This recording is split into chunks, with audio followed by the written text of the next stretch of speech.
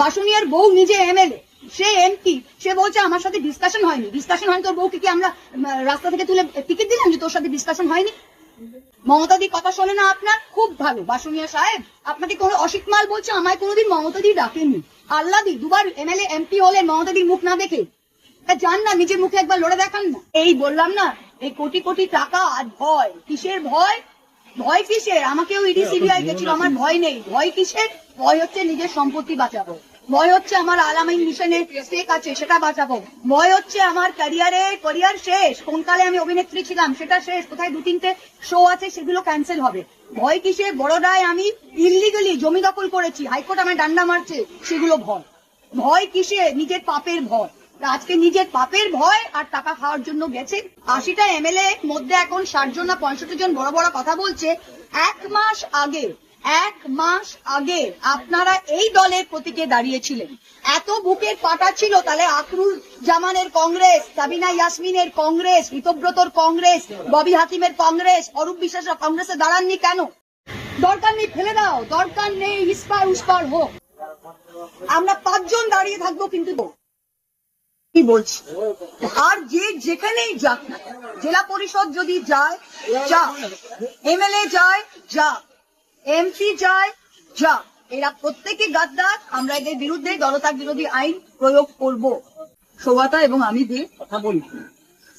এখন পশ্চিমবঙ্গের মানুষদের, স্পেশালি আমাদের কর্মীদের মধ্যে অনেকে হয়তো বুঝতে পারছে না কি হচ্ছে। রোজ কিছু না কিছু হচ্ছে, রোজ মিডিয়ার সামনে কিছু দেখছে। আমাদের অনেক ভালো কর্মী যারা নিজের ঘাম রক্ত দিয়ে এই দলটা তৈরি করেছে। এই দলটা কোনো নেতা তৈরি করে, কেবল মমতা ব্যানার্জি তৈরি করেছে আর কর্মীরা তৈরি করেছে। তাই আজকে প্রত্যেকটা কর্মীদের উদ্দেশ্যে আমি বলছি, আর যে যেখানেই যাক না, জেলা পরিষদ যদি যায় যা, এমএলএ যায় যা, এমপি যায় যা, এরা প্রত্যেকে গাদ্দার। আমরা এদের বিরুদ্ধে জনতা বিরোধী আইন প্রয়োগ করব। কিন্তু জিনিসটা খুব সোজা। জিনিসটা কি, যে যদি আমি একজন সাংসদ, আমি একজন এমপি মহুয়া মৈত্র, আমি কৃষ্ণনগর লোকসভা কেন্দ্র থেকে তৃণমূল কংগ্রেসের টিকিটে জিতেছি, আমি 60,000 ভোটে জিতেছি, এবং আমার মুখ থেকে কেউ ভোট দেয়, মমতা ব্যানার্জির মুখ থেকে ভোট দিয়েছে, এবং আমি দলের প্রতীকে নির্বাচিত। প্রত্যেকটি সাংসদ, 28 জন সাংসদ, ননুদা মারা গিয়েছে, 28 জন সাংসদই যারা রয়েছে তারা তৃণমূল কংগ্রেসের নির্বাচিত সাংসদ, দে আর নট ইন্ডিপেন্ডেন্ট।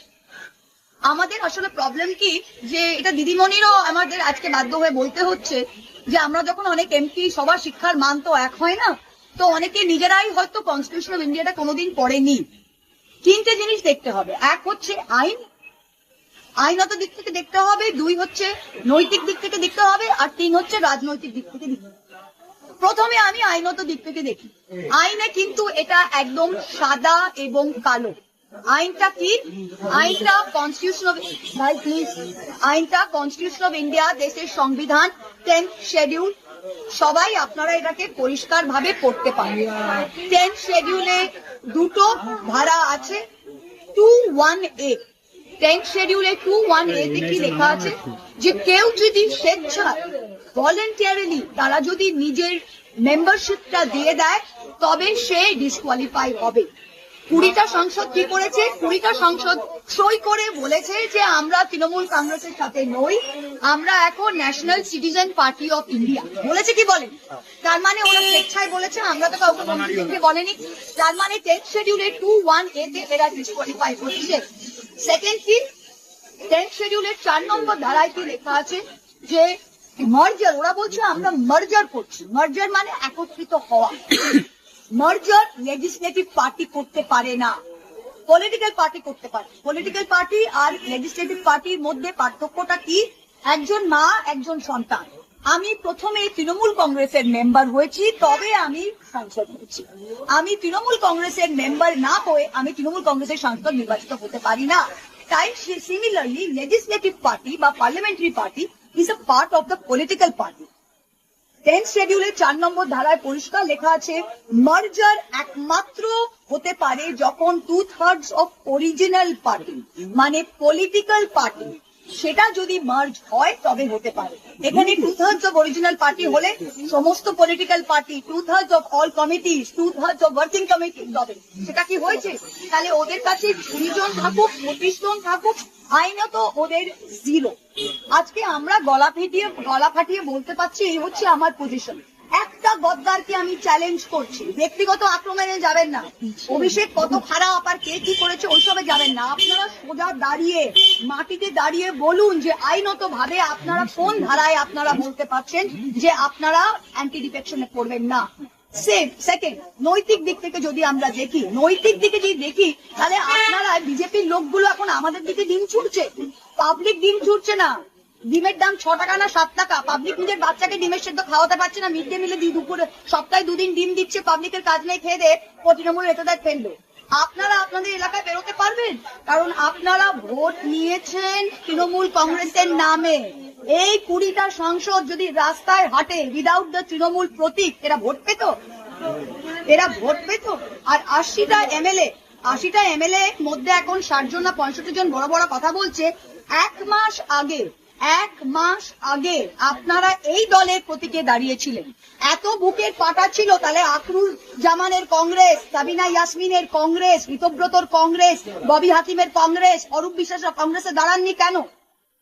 নৈতিক দিক থেকে আপনারা কোন দিকে দাঁড়িয়ে আছেন? আজকে আপনারা বলছেন চিঠি দিকে যে আমাদের দলের টাকা, দল থেকে হোয়াইটে 25 লাখ টাকা প্রত্যেকটা এমএলএ এর অ্যাকাউন্টে ঢুকেছে। এক্সপেন্ডিচারে সেই 25 লাখ টাকা খরচ করে তারা এমএলএ হয়েছে। আজকে তারা বলার চেষ্টা করছে যে ব্যাংক অ্যাকাউন্টে হ্যান হয়েছে ত্যান হয়েছে। এগুলো ফুললি কমপ্লায়েন্ট, লিগালি অডিটেড, প্রত্যেকটা পলিটিক্যাল পার্টির অডিটেড অ্যাকাউন্ট থাকে। 3 নম্বর, রাজনৈতিক দিক থেকে তারা এই বললাম না, এই কোটি কোটি টাকা আর ভয় কিসের? ভয় কিসের? আমাকেও ইডি সিবিআই গেছিল, আমার ভয় নেই। ভয় কিসের? ভয় হচ্ছে নিজের সম্পত্তি বাঁচাবো, ভয় হচ্ছে আমার আলামিন মিশনে স্টেক আছে সেটা বাঁচাবো, ভয় হচ্ছে আমার ক্যারিয়ার শেষ, কোন কালে আমি অভিনেত্রী ছিলাম সেটা শেষ, কোথায় 2-3টে শো আছে সেগুলো ক্যান্সেল হবে। ভয় কিসের? বড়োদায় আমি ইললিগালি জমি দখল করেছি, হাইকোর্ট আমায় ডান্ডা মারছে, সেগুলো ভয় কিসের? নিজের পাপের ভয়। আজকে নিজের পাপের ভয় আর টাকা খাওয়ার জন্য গেছে। আমি লিখে দিতে পারছি যে এদের যদি এইটুকু রাজনৈতিক বা নৈতিক সেন্স থাকে, তৃণমূল কংগ্রেস পছন্দ নয়, নো প্রবলেম। অভিষেক পছন্দ নয়, নো প্রবলেম। মমতাদি কথা শোনে না আপনার, খুব ভালো। বাসুনিয়া সাহেব আপনাকে কোনো অসিত মাল বলছে, আমায় কোনোদিন মমতাদি ডাকেননি। আল্লাদি 2বার এমএলএ এমপি হলেন মমতাদির মুখ না দেখে। যান না, নিজের মুখে একবার লড়ে দেখান না। বাসুনিয়ার বউ নিজে এমএলএ, সে এমপি, সে বলছে আমার সাথে ডিসকাশন হয়নি। তোর বউকে কি আমরা রাস্তা থেকে তুলে টিকিট দিলাম যে তোর সাথে ডিসকাশন হয়নি? মানে এইগুলো যুক্তিহীন কথাবার্তা। আর আমি কর্মীদের বলছি, এদের যেতে দিন। প্রত্যেকটা জেলা পরিষদ, আজকে নদিয়া জেলা পরিষদ ওরা অনাস্থা আনছে, আমি বলছি ফেরতে দাও জেলা পরিষদ, 1 পয়সা দেবো না। 10 জন এসে তারা জেলা পরিষদ, এদের আমরা জিতিয়েছি, কর্মীরা জিতিয়েছে। আজকে জেলা পরিষদের নির্বাচিত সদস্যরা বলছে আমাকে 10 লাখ টাকা দিন, আমি অনাস্থা পুড়িয়ে দেবো। দরকার নেই, ফেলে দাও, দরকার নেই, ইস্পার উস্পার হোক। আমরা 5 জন দাঁড়িয়ে থাকবো, কিন্তু এই দলকে আমরা তুলবো।